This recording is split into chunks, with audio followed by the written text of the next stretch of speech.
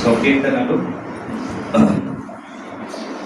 1వ అధ్యాయం 6వ వచనంలో ఒక మాట చూస్తూ వచ్చినాం. ఏ మాటది?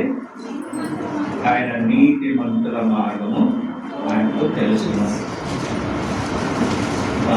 ఈరోజు మనము 1 కొరింథీ 11:28లో చూస్తూ వచ్చినాం. ఏంటంటే కాబట్టి ప్రతి ఒక్కరు తను తాను పరీక్షించుకోవాలి. కాబట్టి ఈరోజు పరీక్షించుకోవాల్సిన అంశం ఏంటిదంటే, మరి ఆయన నీతిమంతుల మార్గమును ఆయనకు తెలుసును. He knows the way of the righteous.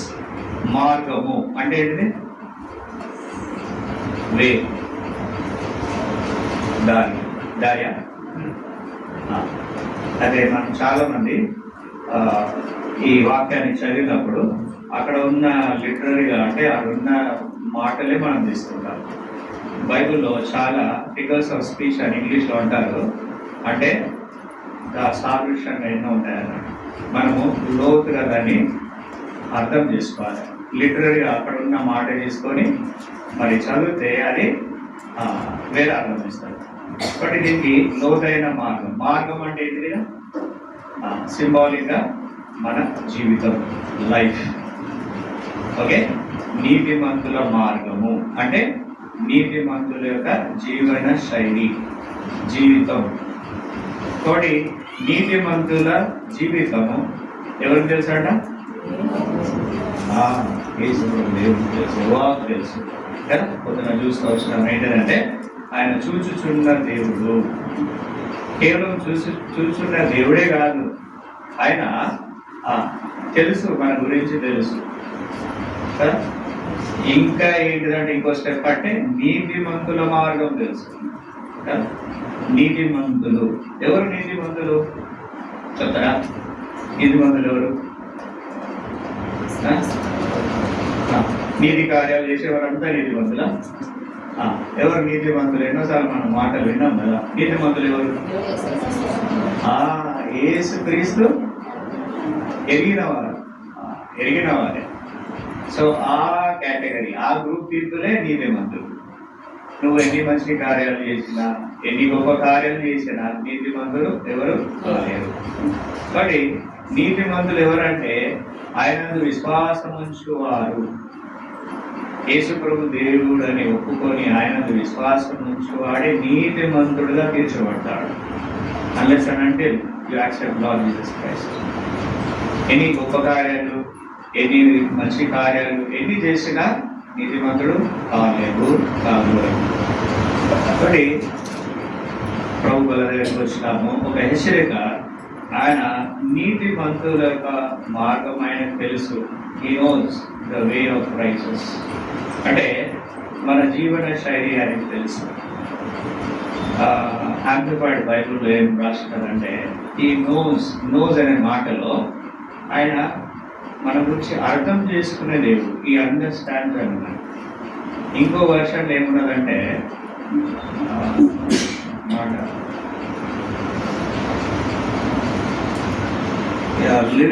New Living Translation ఏమున్నదంటే ఈజ్ వెరీ క్లోజ్ అంటే ఎంతో దగ్గరగా ఉన్నాడంట, గమనించే దేవుడు అంట. తోటి చేరవలసిన మనందరం కూడా ఎవరైతే ప్రభువుని ఎరిగినామో, ఇక్కడ చూసిన మనము ప్రభువుని ఎరిగిన మనము, దేవుడు మనల్ని మన దగ్గర సమీపంగా ఉండి is very close to us and exam అంటే ఈ నోస్ అంటే ఆయనకు తెలుసు. కాబట్టి అంత గమనించే దేవుడు, ఎంతో క్లోజ్గా ఉన్నాడు. యాంప్లిఫైడ్ బైబుల్ అయితే ఈ అండర్స్టాండ్స్ అంటున్నాడు, ఇంకా బాగా అర్థం చేసుకునేవాడు. ఇంకో వర్షన్ ఏమున్నాయంటే ఈ కేర్స్, ఎంతో పట్టించుకునేవాడు అని ఉన్నది. అంటే ఆ నోస్ తెలుసుకునే మాట ఇంగ్లీష్లో నోజ్ అని ఉన్నది. ఆ నోజ్ దగ్గర ఆయన పట్టించుకునేవాడు, అర్థం చేసుకునేవాడు, ఎంతో దగ్గరగా ఉన్నవాడు, తెలుసుకునేవాడు. కాబట్టి నీతిమంతులైన మన విషయంలో ఆయన ఎంతో కన్సర్న్, ఎంతో బాధ్యత కలిగిన దేవుడు అని ఆరాధనలో చూసుకోవచ్చిన, ఎంత మనను గమనించే దేవుడు అని. ఈ విషయంలో కూడా ఆయన చూస్తున్న దేవుడు. అంటే బైబిల్ ఏం చెప్తుందంటే నీతిమంతుల గురించి ఒక మాట చూడండి. రోమీయులకు రాసిన పత్రిక 3వ అధ్యాయము 3వ అధ్యాయము 22వ వచనము. కొద్దిసేపు మీ గమనాన్ని ఇక్కడ ఉంచండి, నేను ఎక్కువసేపు తీసుకోను. రోమేలకు రాసిన పత్రిక 3వ అధ్యాయము 22వ వచనము.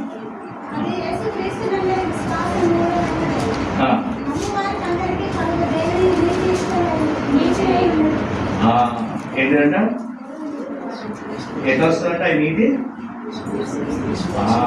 ఆయన నీతిమంతుడుగా ఆయన విశ్వాసం ఉంచేవాడు నీతిమంతుడుగా తీర్చబడతాడు. అంటే right standing with God. Right standing with అంటే దేవునితో సరైన జీవితం జీవించేవాడే నీతిమంతుడు.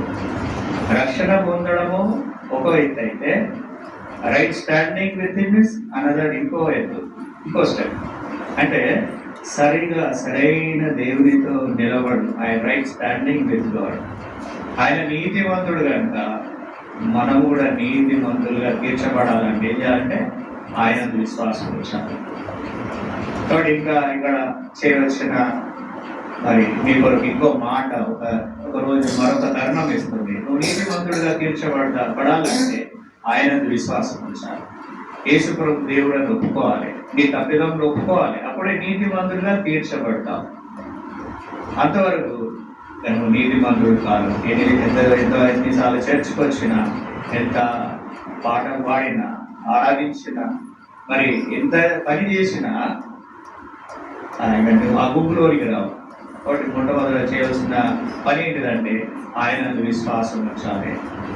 దేవుడు మరొక తరుణం ఇస్తున్నాడు. ఇంకా రక్షణ పొందిన వారి కొరకు ఒక దేవుడు ఒక తరుణం ఇస్తున్నాడు. ఆయన కనీసం ఈ రోజున విశ్వాసం ఉంచు. దేవా, మీరు దేవుడు అని, తండ్రి అయిన దేవుడు అని, కుమారుడు అని, ఈ లోకానికి నా కొరకు వచ్చినావని విశ్వాసం ఉంచాలి. నీ తప్పిదంలో ఒప్పుకోవాలి. అప్పుడు దేవుడు ఏం చేస్తాడంటే క్షమిస్తాడు. అప్పుడు నువ్వు నీతిమంతునిగా తీర్చబడతావు. ఇది పొజిషనల్ రైచియస్నెస్. అంటే నువ్వు ఆ పొజిషన్కి రావాలంటే, నీతిమంతుని ఆ పొజిషన్, ఆ స్థానానికి రావాలంటే ఏం చేయాలను? విశ్వాసం ఉంచాలి. Positional righteousness, right standing with God. అంటే ఆ పొజిషన్కి, ఆ స్థలానికి రావాలంటే నువ్వు ప్రభు యందు విశ్వాసం ఉంచాలి. రక్షణ పొందిన మన విశ్వాసం ఎట్లుంది ఈరోజు? ఓకే, చాలా కాలం క్రితట మనం రక్షణ పొందిన కొంతమంది కొన్ని సంవత్సరాల క్రితం. ఈరోజు మనం గమనించుకోవాలి ఎట్లుంది మన విశ్వాసం.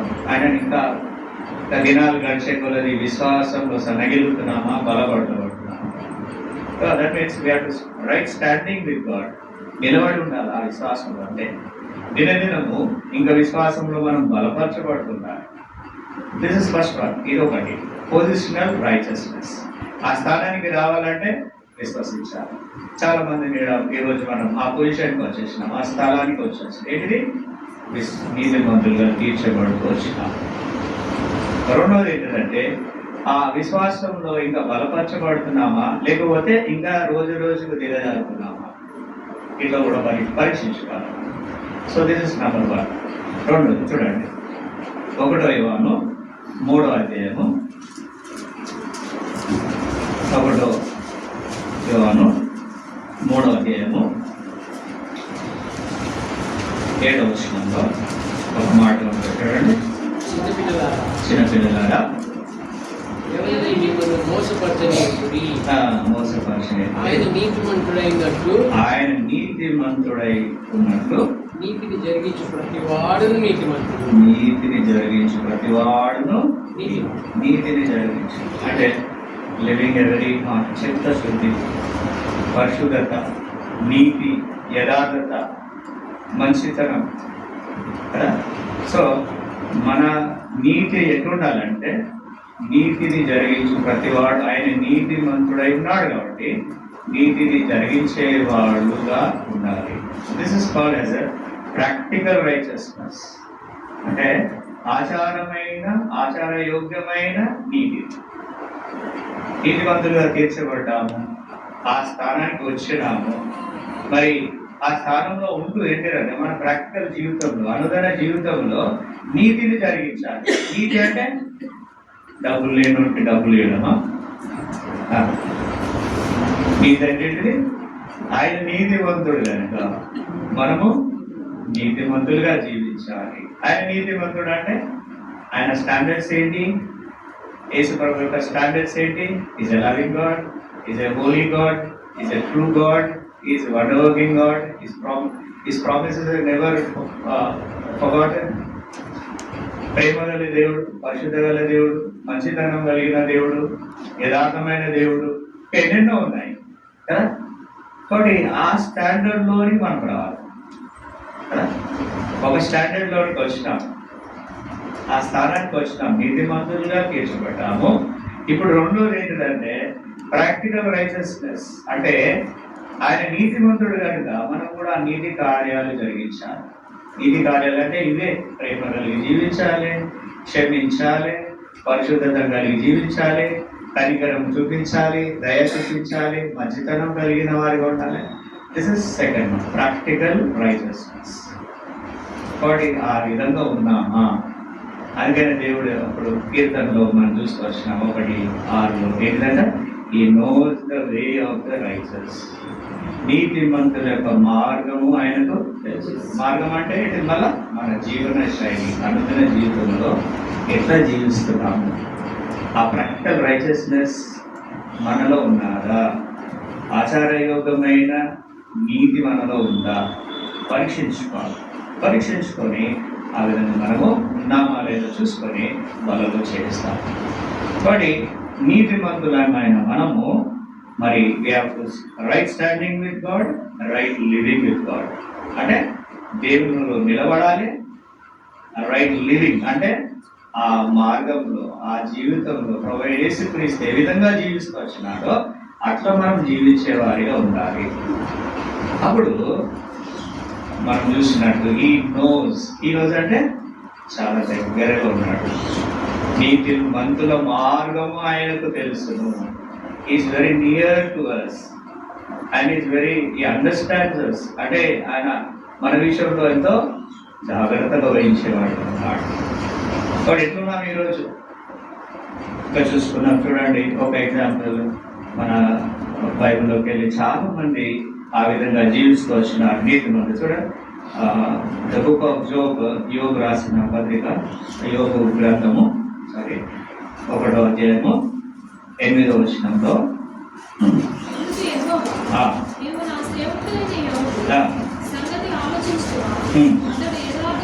యథార్థవంతుడును న్యాయవంతుడైన సో చాలా ఈ యోబు గురించి ఏం చెప్తున్నాడు? ఎవరు చెప్తున్నారు చెప్పండి? యేసు ప్రభు దేవుడే చెప్తున్నాడు. ఈరోజు దేవుడు మీ గురించి, నా గురించి చెప్పగలడా?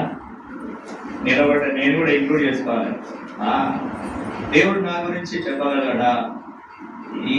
ఈయన దిస్ నన్ లైక్ హిమ్, ఈయన వంటి వాడు ఎవరు లేరు. 2 విషయాలు రాసిన. ఈ వాజ్ పర్ఫెక్ట్. ఏంటంటే ఈ వాజ్ పర్ఫెక్ట్ అండ్ అప్రైట్. నీతిమంతుడు, యథార్థవంతుడు. దేవుడు చెప్పగలిగినాడు యోబు గురించి. మన గురించి చెప్పగలడా? నా గురించి చెప్పగలడా? నా వ్యక్తిగత జీవితంలో ఒకటి దినాలు గడుస్తున్నాయి, సంవత్సరాలు గడుస్తున్నాయి, దేవుడి మాటలు వింటున్నాం. ఏం చేయాలి? మనం వారానికి ఒక మాటనే తీసుకొని ప్రాక్టీస్ చేయాలి కదా. చేస్తే మనము దినదినము ఆయన స్వరూపంలోనికి మార్చాలి కదా. అట్లా కావాలంటే మనం ఏం చేయాలి?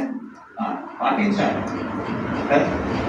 ఆ విధంగా మనము మరి ఈ యోబు కూడా అంటాడు. చూడండి, యోబు 23లో ఇంకో మాట చూడండి. యోబు 23:10 వచనంలో ఆయన ఏమంటున్నాడు? జోబ్ సేస్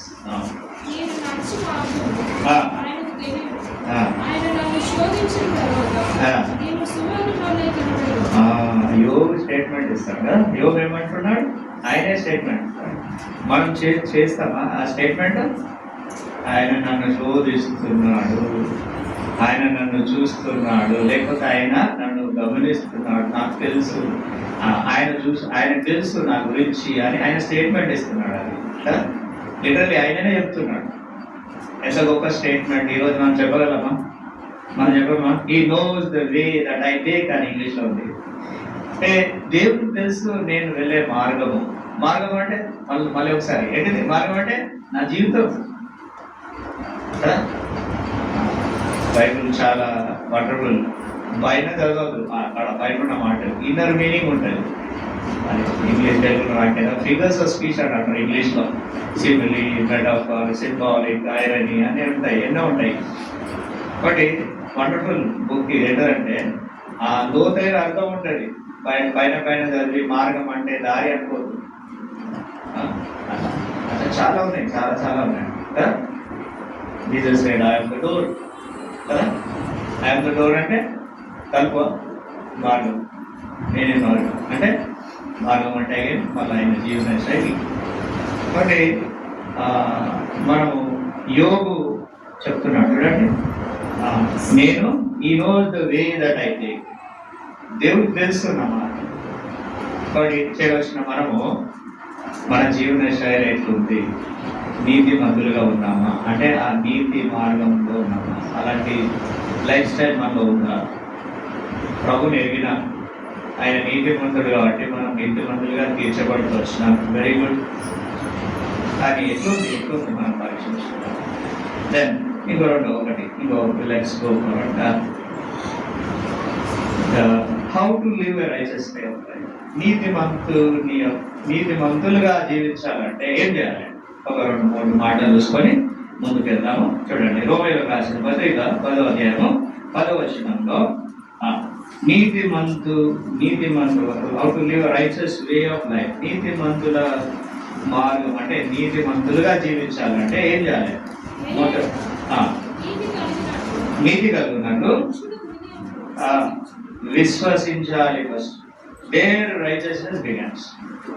అక్కడ మరి నీతి మార్గము మనకి స్టార్ట్ అవుతుంది. అక్కడ దేవుని అందరి విశ్వాసం ఉంచాలి. రెండోది చూడండి, కీర్తనలు 119:9. Very good. రెండోది చూడండి, 119వ కీర్తన 9వ వచనం. 119:9.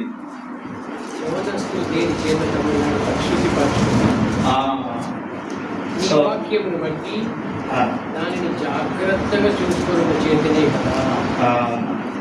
మరి ఇక్కడ రెండోది ఏంటంటే we have to read and obey the word of God. అంటే దేవుని వాక్యాన్ని చదవాలి, అర్థం చేసుకొని, మరి దేవుని వాక్యమే మనల్ని పరిశుద్ధపరుస్తుంది. ఆయన వాక్యం ద్వారా మనము శుద్ధీకరణ ప్రతిరోజు చేసుకుంటూ రావాలి. ఆ విధంగా నీతి మార్గంలో నడవచ్చు, నీతికరమైన జీవితం మనం జీవించవచ్చు. మొట్టమొదటి ఏం చేయాలి? విశ్వాసం ఉంచాలి. తర్వాత వాక్యం చదువుతూ, వాక్యం బోధించబడ్డప్పుడు, చదువుతున్నప్పుడు, మనం చెప్పబడ్డప్పుడు, ఏదైనా మాట కలిగినప్పుడు ఏం చేయాలి?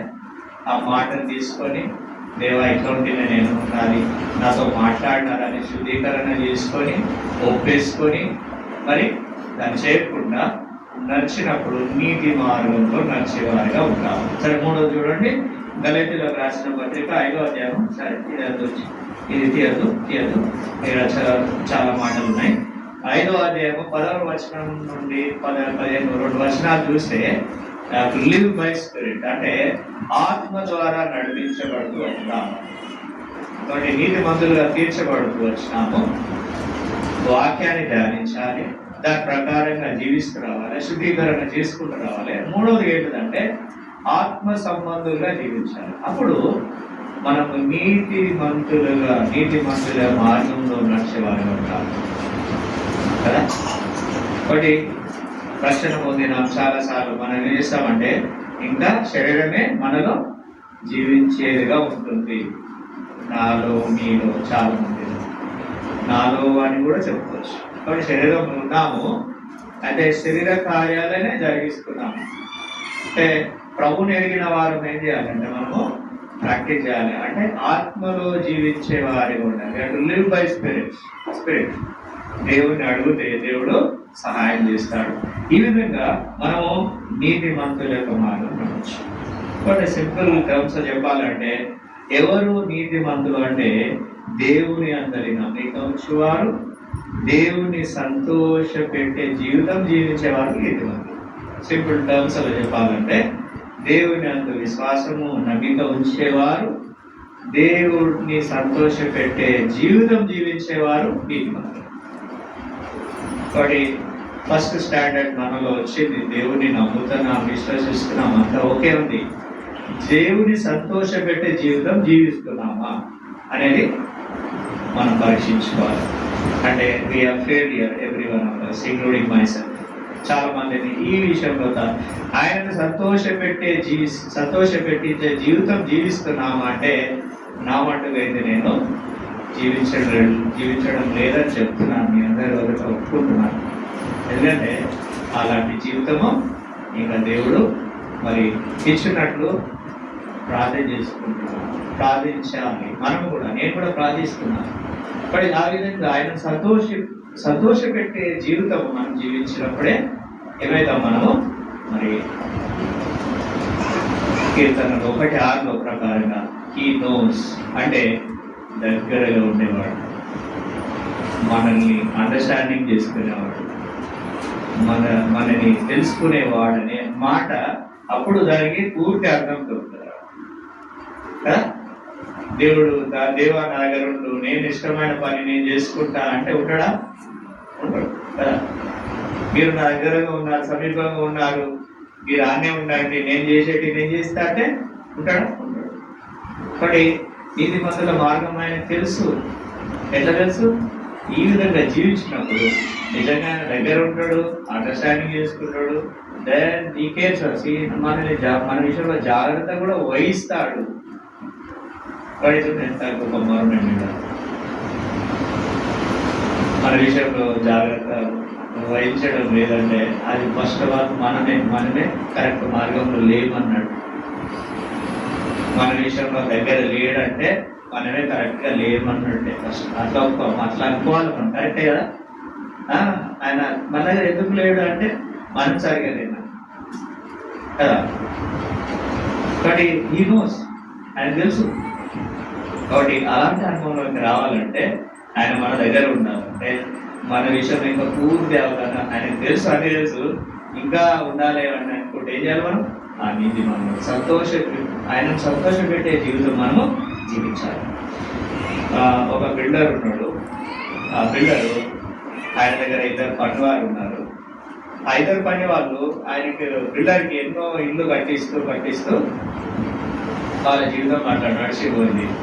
అయితే లాస్ట్ చివరి దినాల్లో ఇక వీళ్ళు రిటైర్మెంట్ ఏజ్కి వచ్చింది. ఆ బిల్డర్ పిలిచి ఏమన్నాడంటే, ఆ 2 పిలిచి ఏం చేసినాడంటే, ఇక లాస్ట్ ఇక మీరు ఇద్దరు ఒక్కొక్క ఇల్లు కట్టించాడు, తర్వాత రిటైర్మెంట్ తీసుకోండి అని చెప్పిండు.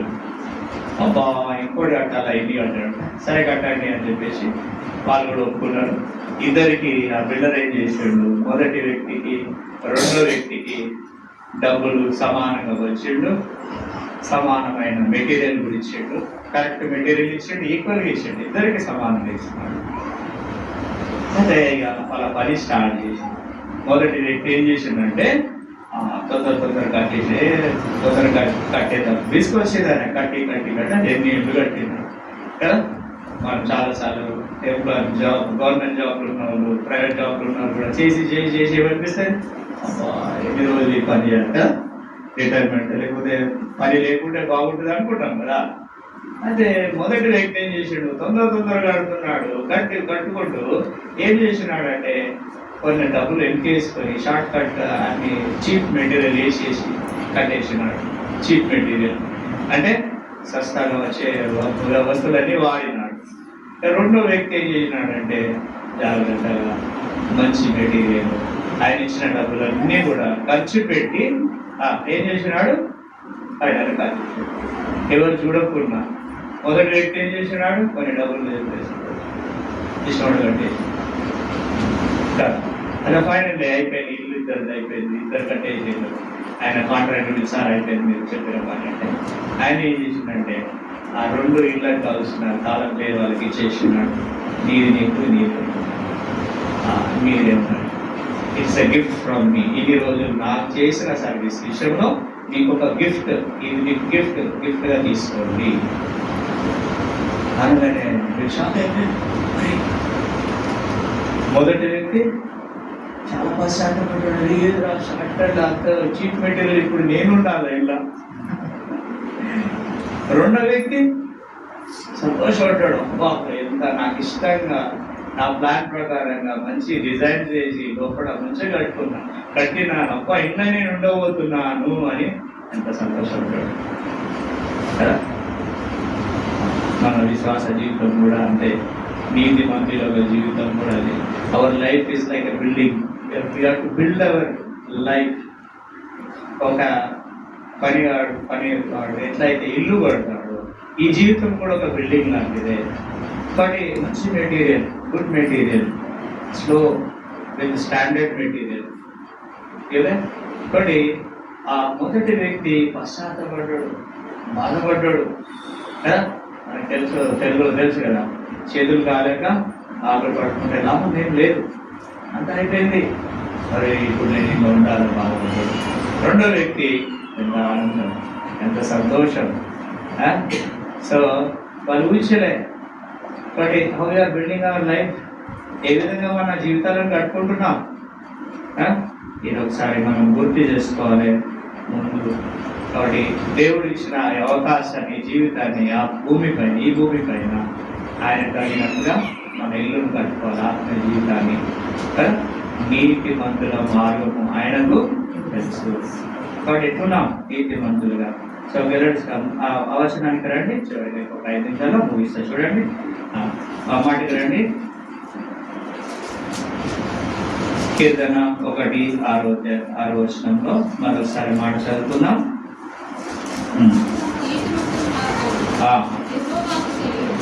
నీతి మంతుల యొక్క మార్గం. కాబట్టి ఈ యొక్క నీతి మంతుని యొక్క లక్షణము ఏముంటాయి చూడ, ఒక 2-3 వర్షాలు అదే గ్రంథంలోకి వెళ్ళి పాఠ చూస్తున్నాం. చూడండి కీర్తనలో 1:22 అధ్యాయం, 1-2 అధ్యాయము.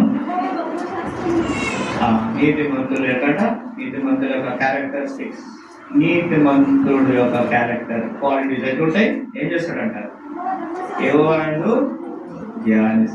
Delights in the word God's word. నీతి మంతుడు ఎలా ఉంటాడు? ఆయన వాక్యమందు ఆనందిస్తాడు.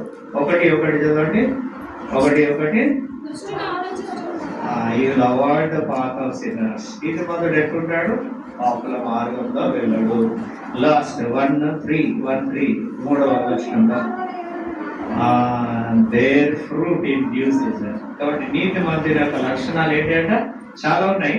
కానీ ఈ గ్రంథంలోకి వెళ్ళి 2వ వచనంలో నీతి మంతుడు ఏం చేస్తాడట? ధర్మశాస్త్రం వద్దు వాక్యం చదువుకున్నా, చదువు రాకపోయినా మాటలు వింటే ఆనందించినట్టే కదా. సగం జరగకపోయినా ఒక మాట అయినా చదువుకునే కదా, చదువుకోవాలి. సో నీతి మంతుడు ఏవో వాక్యం మందు ధ్యానిస్తాడు, ఆనందిస్తాడు. రెండోది 1:1 ఎందులో చూస్తాడు? పాపుల మార్గం. Avoid the path of sinners.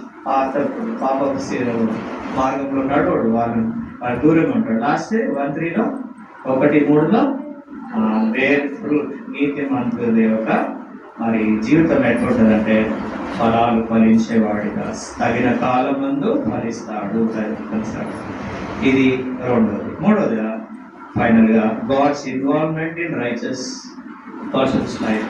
దేవుని యొక్క మరి ఏంటంటే నీతిమంతుని యొక్క జీవితంలో దేవుడు ఏ విధంగా జోక్యం చేసుకుంటాడా? ఇప్పుడు మనం చూస్తాడా? 1:6 చూస్తూ వచ్చినాము. ఆయనకు తెలుసు నీతిమంతుల యొక్క మార్గం, ఆయనకు తెలుసు. He cares us, he knows us, he understands us. In spite of all this one, ఇవన్నీ కాకుండా ఇంకేం చేస్తాడు? ఆయన జోక్యం చేసుకుంటాడు. చూడండి ఒక 2 మాటలు జోక్యం చేసుకునే మాటలు 2 చూసుకొని ముగించుకున్నాం. యోబు 23వ అధ్యాయము 10వ వచనంలో ఇంతకుముందు చూస్తూ వచ్చినాము. యోబు అన్నాడు ఏంటంటే నేను నడుచు మార్గములు ఆయనకు తెలుసును.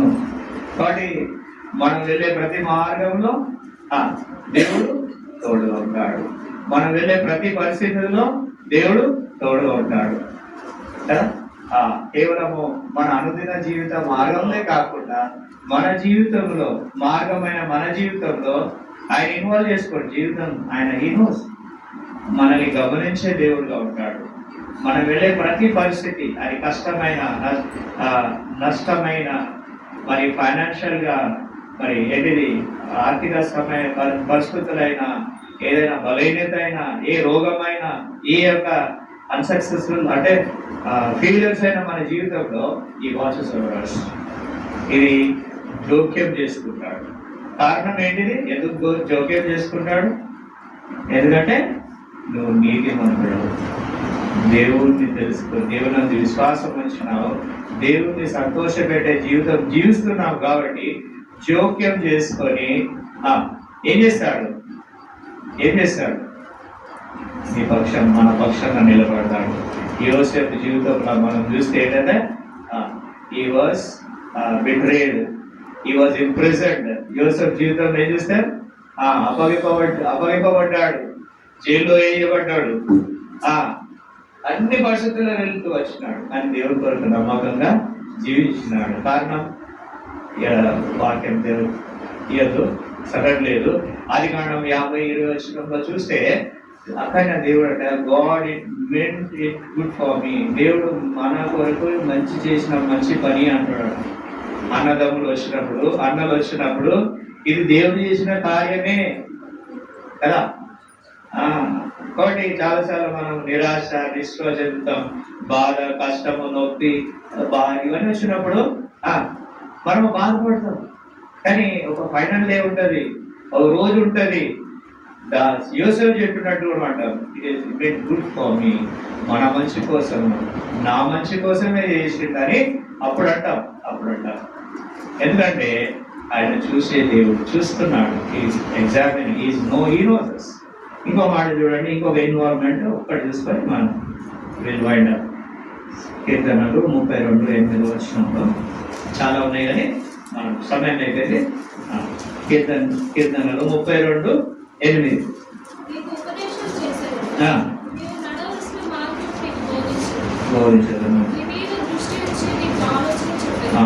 ఈ గైడ్స్ అండ్ ప్రొటెక్ట్స్ us. ఏ విధంగా పోవాలి అనేది ఆయన చూపిస్తాడు.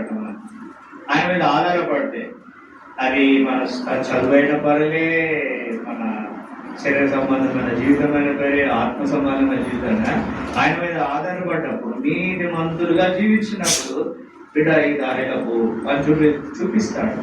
ఈ విల్ గైడ్ us, ఈ విల్ ప్రొటెక్ట్ us. చూపిస్తాడు ఆ మార్గం. చూపించడమే కాదు, బోధిస్తాడట, చెప్తాడు కదా, చెప్తాడు. సేవకుడి ద్వారా చెప్తాడు, మన సహోదరుల ద్వారా చెప్తాడు, వాక్యం చదివినప్పుడు చెప్తాడు, వేరే వాళ్ళు కూడా చెప్తారు. మనం అనుకోవాలి, ఓ దేవుడు చెప్పిన మాట ఇది, దేవుడు ఇచ్చే మాట అనుకోవాలి కదా. దేవుడు ఎంత మాట్లాడతారని చాలా మంది కదా మాట్లాడతాడు. దేవుడు నా జీవితంలో అయితే దేవుడి యొక్క చిత్తము ఆయన మాట్లాడు. నిజంగా నేను అనుభవించిన, I can tell very boldly, చెప్పచ్చు. సేవకులు ఎప్పుడైనా చెప్పినప్పుడు, అరే నిజంగా సేవకుడి మాట నాకు చెప్పినాడే, దేవుడి మాటే. బైబుల్ గ్రంథంగా చదివినప్పుడు, ఆయన మాట ఇచ్చినప్పుడు, దేవుడు నాకు బోధిస్తుండు అని మనం ఎదురపడాలి అంతే. అదో సో దేవుడు ఈ విధంగా జోక్యం చేసుకుంటాడు మన విషయంలో, చేసుకొని నడిపిస్తాడు. ఫైనల్గా ఒక ఊరిలో ఒక కాపులర్ ఉన్నాడు. కాపులర్ అంటే చెప్పులు కుట్టుకునేవాడు. అయితే చాలా నీతిమంతుడు, చాలా యథార్థపరుడు, చాలా మందికి సాయం చేస్తాడు. పేదోడైనా కూడా చెప్పులు కుట్టుకొని ఎన్ని డబ్బులు వస్తాయి, కొన్ని డబ్బులు వస్తాయి కదా, ఎక్కువ వచ్చినా కూడా వీళ్ళకి సాయం చేసేవాడంట. చాలా తక్కువ, పేదోడు అనుకోవాలి. ఒకరోజు ఏమైందంటే దొంగ ఇంట్లో దొరుకుతుందేమో అని చెప్పేసి పోతే ఏళ్ళు పైసలు ఏముంటే ఆయన చెప్పులు కుట్టుకుంటాడు, ఆయన దగ్గర ఏముంటే. అయితే రాత్రి వచ్చిండు, చూసిండు, ఏం అక్కడిక్కడ అంత ఎత్తుకెళ్ళి దొరకలేదు. ఇక పోయేటప్పుడు ఏమైపోయిందంటే కొన్ని కాలు తక్కువ కింద ఉంటాడు దొంగ. పడి పోగానే శబ్దమైన వాడు ఏం చేసి, నేను పాపులర్ ఏం చేసిండు, చెప్పులు కుట్టుకున్నవాడు లేచి మరి ఏమైందని చెప్పేసి వెంటనే దీపం ముట్టించాడు కదా, ఓల్డెన్ డేస్ దీపం ముట్టించాడు. చూడండినే దొంగ పడినాడు, కొంచెం దెబ్బ తగిలింది కాలుకు. రక్తం కారుతుంది. ఏ మనలైనా వెంటనే తీసుకొని ఆ కట్టిండు, ఆ గాయాన్ని కట్టిండు, ఏమంటలేడు. చెప్తాడు ఈ కబుర్లు ఈయనడు కరెక్ట్ అయ్యే వరకు. మరి ఇద్దరు పెద్దలు వాళ్ళకేమో తెలియదు. ఒక వారం 10 రోజులు ఉన్నాడు అంత దొంగ. ఆయనతోటి కట్టిండు, ఆయనతో అన్నం పెడతాడు, అన్ని చెప్తాడు. ఈ పర్సన్ అవుతాడు నేను దొంగని నన్ను పట్టుకొని కొట్టి అప్పచెప్పి వేరే పోలీసులకు అప్పచెప్పాలి. కానీ ఈయనేంది ఒక్క మాట మాట్లాడతలేడు. ఎందుకు దొంగతనం చేసిన వాడిని కూడా అడుగుతలేడు, ఎందుకు నా దగ్గరికి వచ్చిన వాడిని కూడా అడుగుతలేడు అని చెప్పేసి పర్సనే. చూడండి, ఎందుకు వచ్చినావు, ఎందుకు దొంగ, ఈ ప్రశ్నలు లేవండి. చూడండి. సో ఫైనల్గా ఆయన మంచిగా అయిపోయిన తర్వాత అప్పుడు ఆ దొంగ బాగా ఏడ్చి ఏం చేసాడు, నేను దొంగతనం చేయడానికి వచ్చినా దాన్ని నువ్వేం చేసినావు, నన్ను ఆ గాయాన్ని కట్టేసి నన్ను మంచిగా చూసుకొని భోజనం పెట్టి నాకు ఇది మొత్తం హీలింగ్ అంటే మొత్తం స్వస్థ ఇది ఫుడ్ మానే వరకు నన్ను ఉంచుకున్నావు. అరే నువ్వే ఒక్కసారి కదా, ఒక్కసారి ఏడుపు వస్తుంది కదా, ఇట్లా సమ్మర్ టెంపరెస్ట్ అని ఇంగ్లీష్లో ఒక్కసారి బాధ వచ్చేస్తుంది. ఏడ్చేటాడు, గోల్మని ఏడ్చేటాడు. అప్పుడు ఇప్పుడు మాట్లాడు. Old man replied, what is a day of rises not to punish but to heal. అంటే నీతిమంతుడి యొక్క జీవితం ఏంటిదంటే పనిష్మెంట్ ఇచ్చేది కాదంట, హీలింగ్ చేసేది. కాబట్టి మన దేవుడు అలాంటి దేవుడు. మనం చేసే పనులన్నింటికి ఎప్పుడైనా పనిష్మెంట్ ఇవ్వాలి. బిడ్డను పెట్టుకున్నావు అనుకున్నాను, ఒక దెబ్బ వేయాలి. ఇస్తుండా హీలింగ్ కదా, ఈజ్ గోయింగ్ ఆన్ హీలింగ్. ఇంకా ఒక మాట ఉంది కదా, అది అయిపోతుంది. ఒక మాట ఏంటంటే దీర్ఘశాంతం కదా. కాబట్టి చేరొచ్చిన మనము ఆ నీతి, ఈ nose the way of the righteous. మరొకసారి చదువుతాం ప్లీజ్, ఒక్కసారి ఏమనుకోకండి. అదైతే ఈ nose the way of the righteous. ఒకసారి గట్టిగా చదవమ్మా తెలుగులో. నీతిమంతుల కుమారుడు వాకు. కాబట్టి ఎట్లున్నాం అందరు మోకరించండి.